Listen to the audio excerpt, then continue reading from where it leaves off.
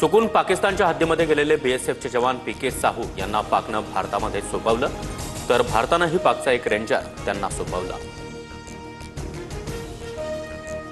पाकिस्तानचा अणुबॉम्बचा अड्डा किराना हिल्समधून रेडिएशनची चर्चा। अमेरिकेनं पाकमधील रेडिएशनच्या चर्चांवर बोलणं टाळलं। चांगल्या आणि वाईट काळामध्ये आम्ही नेहमीच पाकसोबत उभे राहू, तुर्कस्तानचे अध्यक्ष रेसेप तय्यिप एर्दोगन यांचं ट्विट। तर पाठिंबा दिल्याबद्दल आभारी, शहबाज शरीफची प्रतिक्रिया। पंतप्रधान मोदी यांच्या इशाऱ्यानंतर पाकिस्तान घाबरला, आम्ही दहशतवाद्यांसोबतचे संबंध तोडले। पाकिस्तानच्या एका वृत्तवाहिनीला दिलेल्या मुलाखतीमध्ये ख्वाजा आसिफचं वक्तव्य।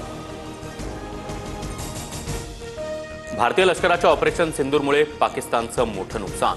स्क्वॉड्रन लीडर उस्मान युसूफ, 4 एअरमॅनसह 50 जणांचा मृत्यू। पीएएफची अनेक लढाऊ विमानं देखील नष्ट झाल्याची माहिती। अमेरिकेनं यशस्वी मध्यस्थी करत भारत पाकिस्तानातला वाद मिटवला। वाद नको, आपण व्यापार करू, दोन्ही राष्ट्रांच्या प्रमुखांना म्हणालो, ट्रम्प यांच्याकडून पुनरुच्चार। अरुणाचल प्रदेशामध्ये चीनच्या कुरघोड्या सुरूच, अनेक ठिकाणांचं चीनकडून नामांतर। चीनची कृती हास्यास्पद आणि अर्थहीन। अरुणाचल प्रदेश आमचा भाग होता, आहे आणि राहणार, भारत सरकारकडून स्पष्ट। सुरक्षेच्या दृष्टिकोनातून मुंबई पोलीस अलर्टवर। Drone, paraglider, paramotors, hot air बलूनवर 3 जूनपर्यंत बंदी। आदेशाचं पालन न करणाऱ्यांवर कायदेशीर कारवाई होणार। अमृतसरमधील शाळा 8 दिवसानंतर पुन्हा एकदा सुरू। नेहमीपेक्षा कमी वेळेसाठी विद्यार्थ्यांचे वर्ग भरणार। तर राजस्थानच्या जैसलमेर शहरातील परिस्थिती पूर्वपदावर। दुकानं आणि शाळा आजपासून सुरू।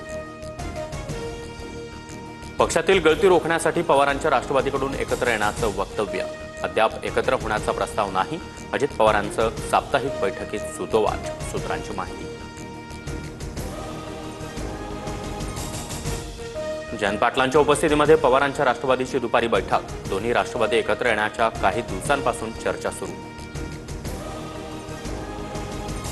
दोन्ही राष्ट्रवादी एकत्र येण्याच्या चर्चा फक्त माध्यमांमध्येच, माझ्यापर्यंत तरी अशी कोणतीही चर्चा नाही, अनिल देशमुख यांचं वक्तव्य।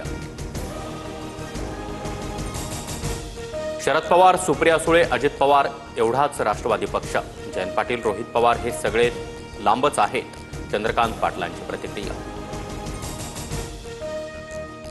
राज ठाकरे आणि नारायण राणे यांनी पक्ष सोडल्यावर शिवसेनेवर दावा केला नाही, त्यांनी स्वतःचा पक्ष काढला। संजय राऊतांकडून राणे आणि राज ठाकरे यांचं कौतुक। राजीनाम्यानंतर तेजस्वी घोसाळकर आणि उद्धव ठाकरे यांच्यामध्ये भेट। माझे प्रश्न ठाकरेंसमोर मांडले, काय उत्तर येतात ते पाहून राजीनामा मागे घेण्याबाबत विचार करेन। भेटीनंतर घोसाळकर यांची प्रतिक्रिया।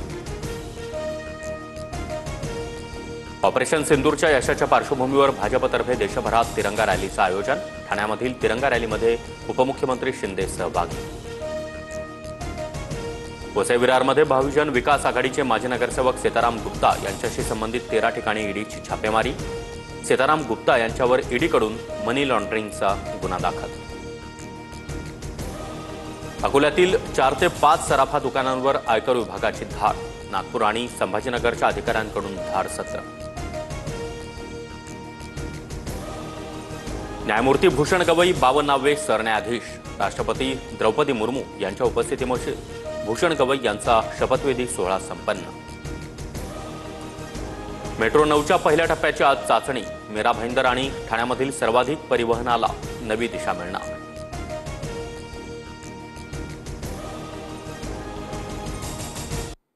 क्रिकेटर रोहित शर्मानं मुख्यमंत्री देवेंद्र फडणवीसांची भेट घेतली। फडणवीसांनंतर रोहित शर्मा आणि उपमुख्यमंत्री अजित पवार यांची देखील भेट।